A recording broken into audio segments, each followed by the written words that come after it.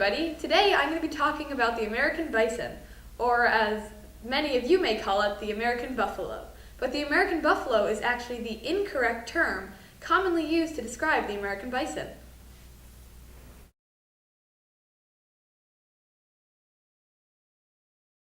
The bison is in fact only distantly related to two true buffaloes, the Asian water buffalo and the African buffalo. Bison is Greek for ox-like animal, and the word buffalo originated from French fur trappers who called these animals bœufs, meaning ox. While describing these animals, the term bison is considered scientifically correct. The term buffalo is widely accepted and was first used in 1625. Wow. More than 100 years before the word bison was first recorded. The American bison is part of the bovine family.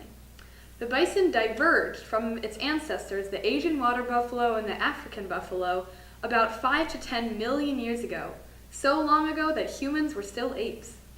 However, this evolution was not a straightforward tree structure of evolution because of crossbreeding within the bovine family. The bison have two ecotypes.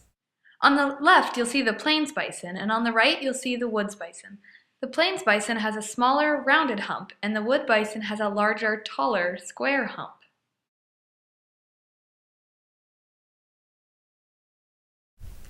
Bison have always traveled in large herds, with numbers often in the millions. Their primary habitat was the Great Plains and grasslands of North America. They range from modern-day Nevada and Oregon in the west to Tennessee and Pennsylvania in the east. Despite this, some bison could be found in Canada and in northern Mexico. Before the manifest destiny, the bison had no significant predators.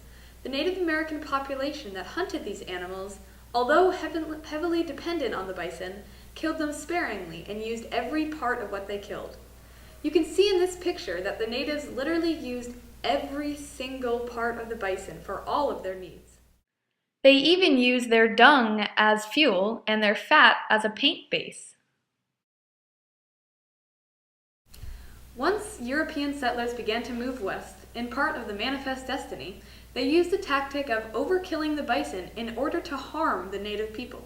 They would shoot the buffalo and leave their carcasses to rot on the Great Plains. One Texas governor thought that it would be a great step forward in the civilization of the Indians and the preservation of peace on the border if there was not a buffalo in existence.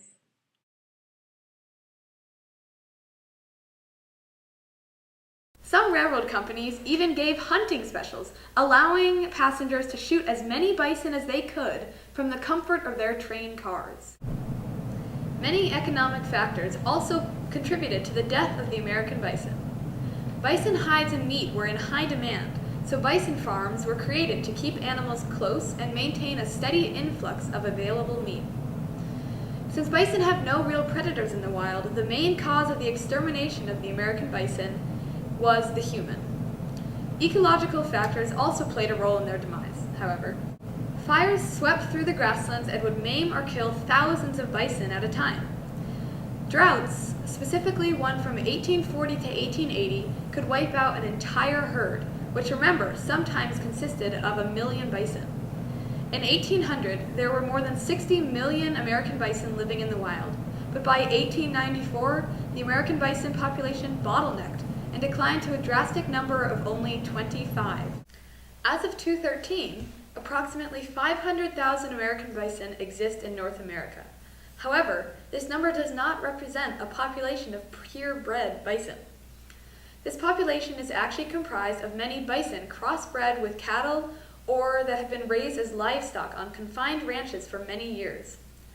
Just 30,000 wild bison are being protected in conservation herds, which are usually located in national parks. For example, Wood Buffalo National Park has the largest population of wood bison at around 10,000 bison. Meanwhile, Yellowstone National Park has a population of wild plains bison at around 4,000. According to these statistics, the bison has been labeled as ecologically extinct because they no longer have a natural habitat. Now, less than 5,000 bison in North America live unfenced and free. Their historic location of the Great Plains is no longer home, as the vast majority of bison live in national parks, on farms or small confined wildlife areas. Nearly half of all temperate grasslands have been converted by humans for agricultural development or urban advancement. Not many measures are being taken to protect the bison because they are not considered endangered. Of all the labels, they are actually considered livestock. While Yellowstone National Park is helping, they are restricting bison from their natural ways of life. Yellowstone does not allow their population of bison to roam outside of the park boundary because of the suspicion that the Yellowstone bison have brucellosis. This disease, which originated in cattle, has no record of transferring from bison to cattle, yet it still acts as the main reason to confine bison.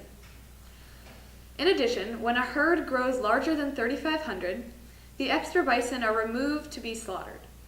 But remember, before the 1800s, a herd roamed upwards of 1 million. This 3,500 can barely be considered a family of bison. So, are the bison actually being protected? According to statistics taken in 2008, 97% of bison in America are being used for commercial reasons only. One organization that is making efforts to save the bison is Defenders of Wildlife.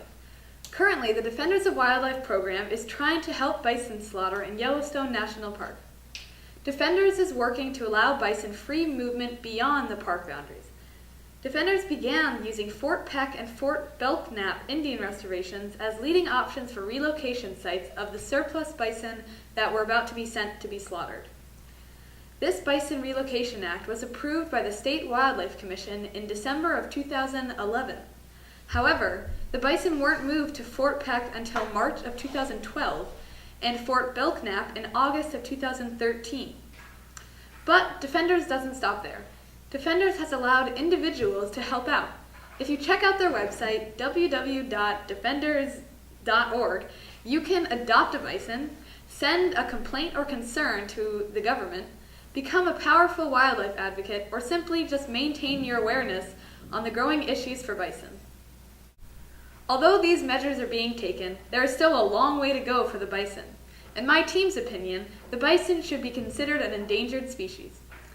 Many websites my team and I have come across that promote the protection of bison actually have advertisement to buy bison meat or have recipe tabs for bison-related meals. You can do your part in protecting the bison. You have already started by simply being aware. Thank you for watching my TED Talk today, and have a good day.